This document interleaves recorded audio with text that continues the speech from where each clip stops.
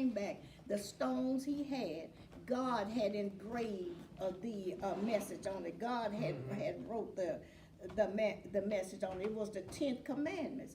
And when he came down, they were the 10 Commandments that represent the covenant obligation that, remember, we talked about that God had already did a covenant with them.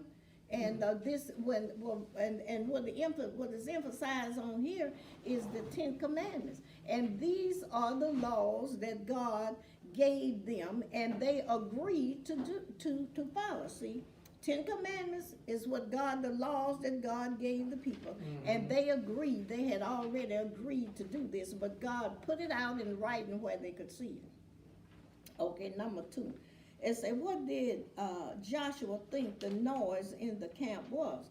Remember when they were, yeah, right. What did They was dancing and stuff. that's in the right. camp? That's right. Joshua heard this noise, and they were dancing and going on. But what did Joshua think they were doing? What did Joshua think was going on? Did Joshua think they were dancing? No. That's right. Joshua didn't think they was dancing. What did he thought was happening? That's right. They thought that because remember they remember where they are. They're in Mount Sinai, and remember, he thought that it was a war going on. And remember, they are close to where they're going, to that land of milk and honey. So maybe them giants come over there and jumped on them or something. You know what happened. And but anyway, that's what Joshua thought. Boy, they done come over there. There's a war going on down there. Okay, but then, let me see the next question. I get ahead of myself all the time. Okay, all it asked was, what did Joshua think the noise in the camp was? Joshua thought it was fighting or something going on. And how did Moses react to what he saw in the Israelite camp? But can't go right there right now. We got to talk about this question number 2 a little more. Right. Joshua thought they were fighting. But then, what did Moses say? Did Moses think they were fighting? No, Moses knew what they was doing, didn't he? Yeah, God had already let Moses know. Exactly. God had already told Moses how these folks was going to act. They wasn't going to act right. When he appointed Moses, he gave Moses understanding and stuff on what to do.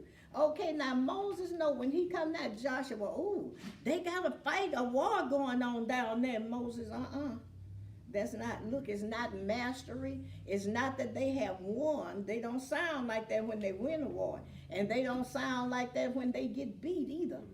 Now, what is going on? They singing and going on down there. They down there worshiping is what they doing. And God is up there, and I just left, and I got I got the laws here in my hand, so they can't be happy over that because I haven't got down there to show it to them yet. So what are they doing? He know that they were doing what? Worshiping. He know it was what he know they was worshiping something. That's right. Okay, number 3. How did Moses react to what he saw in the camp when he came down the mountain and he got down there and he saw how they down there, all of this noise and this worshiping and this stuff they doing, that singing and shouting and dancing and carrying on the way they worship. And what did Moses do when he saw that? He got angry. And he got mad. They say he waxed hot, and waxing hot is pretty rough. So what did Moses do then? When he saw them, he come down and there they are. Although he knew they was worshiping something, he knew that. But when he got down there and saw that cow, boy, I mean that was a no-no. Okay, that was an absolute no-no. So when it said, how did Moses react to what he saw? And say, why did Moses break the stone?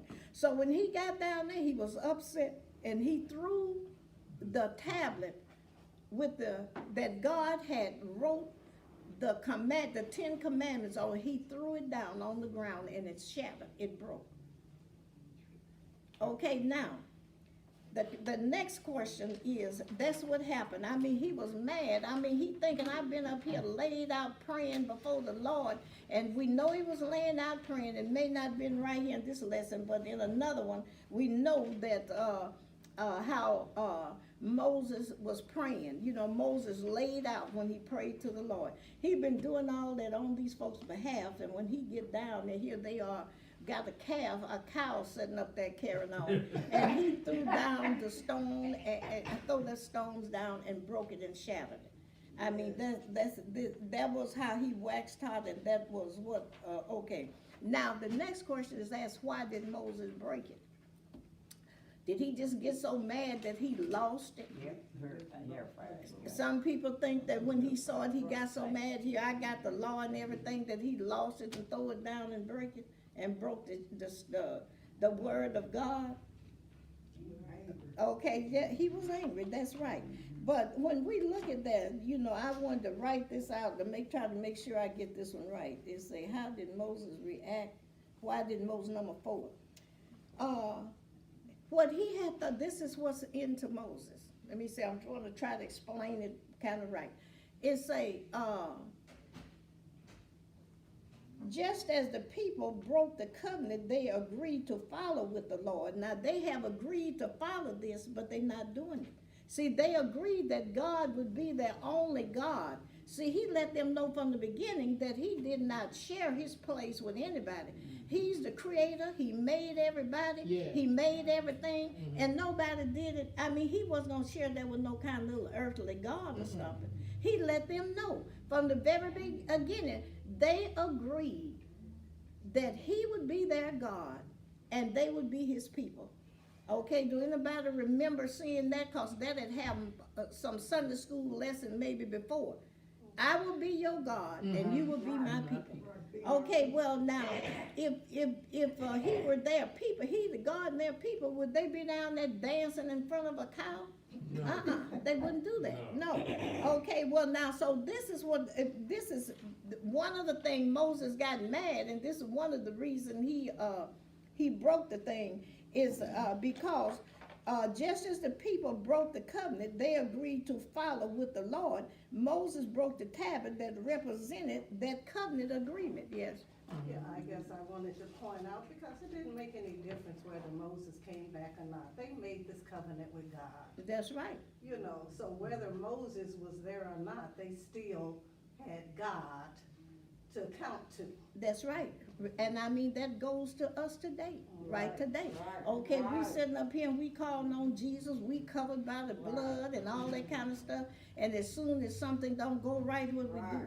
We fall to pieces. Right. And we start trying to fix it ourselves. You know, there are things that we fix ourselves. Some people, well, I'm gonna do a little crooked something here, nobody knows it, nobody see it. But I'm still hollering about, you know, I'm out here talking about I'm God's people and I'm God's person and I'm covered by the blood and I'm doing this, but I'm not acting like I'm covered by the blood.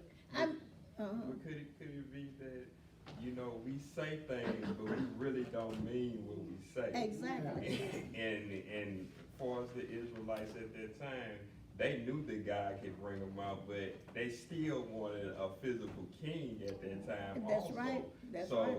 it's just like us today. We know that God can bring us out, but we don't want to obey what God's laws is all the way. That's right. So we'll do this and do that just to kind of compensate on what we want to do. We want to help him out. Yeah. I mean, it's one thing that I have learned. That's right. It's one thing. I mean, with this pandemic going on, and I'm telling you, it's a lesson that I learned, and it don't sound like nothing.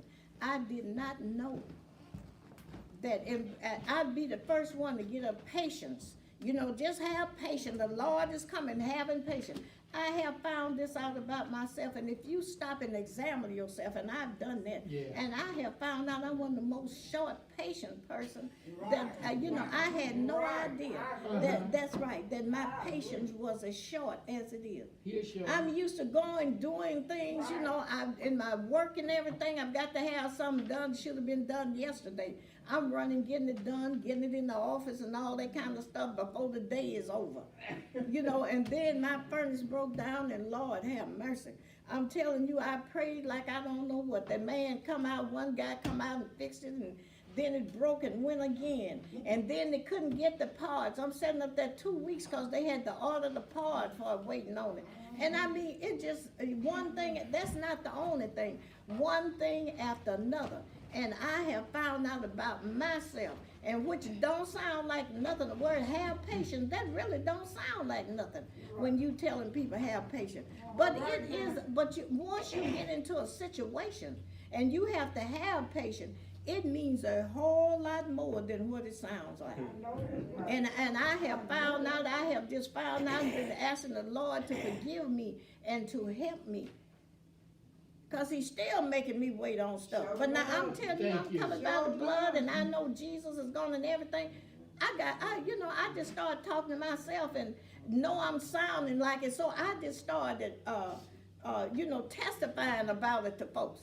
And I said, when people saying, I said, well, I thought I had patience, but I found out the Lord has really been working on me, and I have to testify about it because I've nearly gone nuts. Around there and everything. It's good that I wasn't a cussing person. I thank the Lord, that's one of the things I never done. Because if I had, I would cuss somebody from Amazing Grace to Flow Down. I'm telling you, Lord knows, I'm telling you, I've been through so much. I'm telling you. I started thinking about my husband, I said, Lord, if Henry was here, I'm telling you, young man, Henry was, I'm testifying to that. That's me. God is working on me, because my patience is not what, and that's not the only thing, but that is one thing that has really grabbed out and has really bothered me, but I'm getting better. I'm getting to saying, I said, okay, so what? I came from the country. I know about stuff. I'm not going to let this little heater, I got a heater sitting here on the floor. Thank you, Lord, that you gave me a way. That's right. And then he let I just thank the Lord so much that the weather warmed up. I know it's November, and maybe this is not right, but I've been praying and thanking the Lord. I said, thank you, Jesus, that as warm as I thank you, that not only you making me see my faults and my shortcomings, but then you even blessing me in the midst of whatever's going on. It's a blessing, because it's a blessing to me, what am I on? Your testimony is bringing up a whole lot of stuff. Because at the top, I want to talk about Moses' anger again. And at the top of page 133, it talks about how Moses, it came to pass, it came to Moses about the crying of the Israelites when they was caught at the Red Sea. And it says that, let me start right here. It says the center of the Israelites' attention. It says, while the people and even Aaron proclaimed their celebration, a feast to the Lord, the one who had brought them out of Egypt. The image in reality represented their rejections of the Lord and his laws. The Lord had forbidden making of idols and the worship of them. Now they're sitting right there. Moses is thinking about all of this stuff. And as soon as he come back, they got an idol. Worshiping that idol that haven't moved since they made it. And they're worshiping that idol. And the main thing about this idol, when you think about it, we keep on with this lesson, you kept reading, you see what, did you see what the chief priest did? Okay, what happened? He said he asked them for their rings and their gold, and he threw it into the fire. The pressure was put on him. He threw the gold into the fire, and the calf walked out. And that's insinuating a miracle that it was okay that God, a miracle. Now, in that time and day, the miracles came from God. And he's saying that he didn't make the cow or the whatever. But they weren't, I'm just saying, they really wasn't worshiping that idol as another God. That idol to them represented God. When they made that idol, they made it as a representation of God. Exactly, So, because. you know, I'm just saying that's Uh-huh. a little different than what they used to do. They used to worship all of these different things, and God had nothing to do with it. They were wrong, don't get me wrong, because you're not supposed to have any kind of, anything you represent the way God is supposed to look, or anything represented. But that's what they call themselves doing. And say, God, what did they tell Aaron? What did they tell Aaron? They say, make us a God. Yes, okay, you know what they said? But, no, ma'am, I was gonna piggyback off of what she said. Right. Wasn't that the first idol they ever made? No, What No. other idol? no, they had Dagon before they got there. Yeah. Yeah, That's right. they They had had big several Don't you- different, and don't several you different That's right. Things. things that they worshiped before they got there. After they left Egypt, Yes, they had other gods that they were worshiping. yes. Also, Moses recognized that they was worshiping in a pagan way. That's exactly what they were doing. They were pagan, Mo- but listen, Moses noticed that, and so if they was worshiping in the pagan's way, then there is no way that they could be worshiping God, because the pagans had several gods.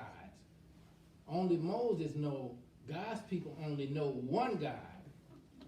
And so because of the spirit in Moses, and he had already visited and talked, and while a child, God had already ordained him to be the way he was. He knew that there is only one God. He recognized from what he heard. Aaron thought it was a battle going on. Moses knew that they were pagan worshiping. And when he got there, Moses was right. And it surprised Moses because God had already told him. So what is the difference between the two? Because anything that goes against God is already pagan worship. Mm-hmm.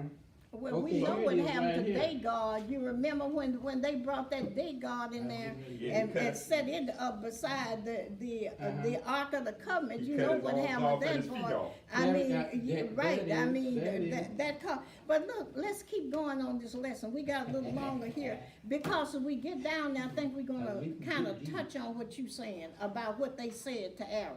Mm-hmm. Okay, what question I'm on? I'm hushing y'all. I'm just gonna answer. What is number 4? And say, why did Moses break the stone tablets? He did it in order to. They broke the covenant, and then and Moses did this and made them drink this because then this is representing you have broke the laws of God. So I mean, this is making them live up. Hopefully, I don't know if it made them understand it or not. But anyway, what was that number 4? Yes, ma'am. Okay. And that was number 4. And what he did, just as the people broke the covenant, they agreed to follow with the Lord. Moses broke the tablet that represented the covenant agreement.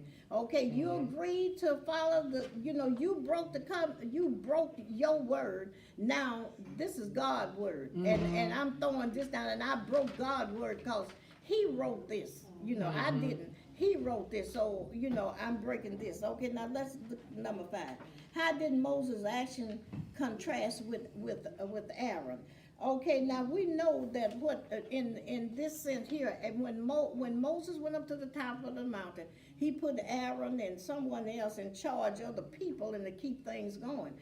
As soon as the people put pressure on Aaron, he gave in. Mm-hmm. So Aaron didn't live up to his responsibility of being the leader of the people. Okay, he's supposed to be the leader. Now he know what God had said do. And we have people doing the same. We do the same thing ourselves. We can't just talk about the preachers doing the same thing. We do the same thing. We know what is right. But you get around a certain number of people and they doing this, that, and the other, and all this don't matter. It don't make any difference. But Aaron really wasn't a leader. No, he wasn't. He was the priest. Right, Moses was the leader. That's God right, but Moses he gave Aaron charge of doing, Well, he being did, the but leader, that's right. reason everybody's not a leader. well, that's true. That's what I'm saying. Aaron was just an interpreter. for Moses. he was the priest, right, he was the He was the interpreter. one that Okay, but interpreted the this is, word because Moses couldn't speak well. that's So true. he sent Moses, Aaron with him to interpret. So therefore, and I'm not, saying Aaron should have been stronger, but this is the reason everybody's not a leader. And That's Aaron true, was- that's is not a absolutely, leader. even today, even today, we have people that's not a leader. Right. That is true, he wasn't, he definitely, well, he proved that he wasn't a leader, Right. because he fell to the pressure. Right. And had he been a leader, then that would have been different. He proved that he wasn't a leader, because if he had been, he would not have fallen under that pressure. I have to A argue. same thing, I okay, have to argue, brother, about him not being a leader, because God was leading him, but just like Aaron, we all have flaws. We are not perfect that's in any true, and everything. absolutely, I agree, So I agree. because God put him there, he was leading for a specific purpose at that time. That didn't mean because he knew God that he wasn't gonna succumb to the people, because if that's the case, then we all fall. We do. Just what I'm saying here now, we do. I mean, as Christians, we leaders, and we preaching to everybody being covered by the blood and waiting and having patience. I've already failed myself, I'm gonna fail and next, in the next oh, 5 seconds. okay, and myself, I know I have failed in what they say is what I say or push. When you look at me, people can see that I too have failed on what I say or what. Okay, now because of me, that's not just that one thing, but many things. But Aaron did not live up to, I think. Okay, we have opinion, which we spoke about opinion. I hope this is a pretty good one. Aaron did not live up to his responsibility, because he was sent with Moses, because he couldn't speak good, to interpret what he was saying to the people, so the people could understand it. He was that, but he was also a priest. Right. Okay, and he was a priest. Remember when they asked for the Levites, they fell in there, and Aaron's supposed to be the head priest. Okay, now, just to me, he did not live up to his responsibility, because he fell under the pressure too soon. I know there's thousands of folks. When you finish with it, thousands of folks, that's me. Thousands of folks and everything. There's sometimes you have to cry a little and move on, preachers. And when y'all get finished with it, I'm still gonna say this. Preachers, listen. When you listen, ministers, yeah. I wanna know what happened. Did the Lord punish the priest that thrown all this stuff into the fire? Did the Lord punish him? Yeah. Now that's something else we didn't get to. No, we Who didn't. people were they? After they messed up like that, who people were? What did God tell Moses? Moses rebuked him. Moses rebuked Aaron for doing what it is, because he didn't live up to his responsibility, because he fell. Now, let me tell you what Aaron did now. Aaron, not only did Aaron fall to the pressure of them saying, what did they do? The people came to him, Aaron, give us a God that we may follow. Did y'all finish reading the lesson? Did it say, Aaron, look here, what did it say? Aaron, give me a God to lead us. Now, God had led them through everything he brought them to, and it got there in this one little thing where they should have had patience, because Moses was up in the mountain 40 days and 40 nights. And they say, where did that we know not where this Moses is. We don't know where he is. He gone and left us right here. Now, Aaron, give us a God somebody to lead us. Give us a God to follow. That's what he said. Is that what that lesson said? That's exactly what it said. Give us a God to follow. Okay, now look here. You're supposed to be, and I'm sitting here, I'm saying I love Jesus, and I'm telling people about Jesus and all that, but me, myself, I can't hold up to my responsibility under the pressure that I'm under. See, I think that's a bigger picture, but I'm with you. Okay, this is bigger than what I am, but I'm just trying to make it be understood, the situation. Here's a problem that I'm dealing with. You know, and I failed, and I've been praying and asking God to forgive me for being so anxious and everything, because I mean, nothing has come of my situation. But with Aaron's situation, he got thousands of people out here that depending on his action. And now God has made him, when he gave him to Moses to make people understand. And then when Moses said, I've got to go up here. Now God gave him as a support, or as an assistant, or as whatever it is. And Moses said, I've got to go. He had to go. This is what God said. You come up here. When he gave him Aaron, I didn't give you Aaron. So now Aaron is going to take over to help you to stand in your place, to transmit, to translate and all of that. Okay, so now, this is what Aaron's supposed to do. Now, is he supposed to fall to pieces as soon as Moses, from the pressure of the folks? I mean, now look, there's 1,000 folks. Hold it. There's 1,000, I know it's thousands of people saying, give us a God, give us a God. And then this is you know, when you're looking at, you can always look at what someone else should do and not yourself, you know. But then when you're looking at what he's saying, well, now, you know, God put me in this position, you know. When you look at Moses didn't put Aaron in the position. God put Aaron in the position. Okay, now, Aaron is right there. And he knows what God has brought them, all of them, Moses and the people and everybody else. He knows what God has brought them through. So now, and he knows the responsibility that Moses has. And he knows where they're supposed to be going. So he know Moses had no choice but to go up there in that mountain, and he had to stay there as long as it got 40 days and 40 nights. And they impatient. See, they lost the patience. Where is that Moses? He done brought us here to the foot of this mountain, and now he has left us. Now God done did all this other stuff, all this, you know, they couldn't have went there in a week. All these months that he had blessed them and fed them and did all that kind of stuff. And they don't have, and then him and Aaron, the priest, he's supposed to be, you guys supposed to be God talking to y'all to tell us what to do.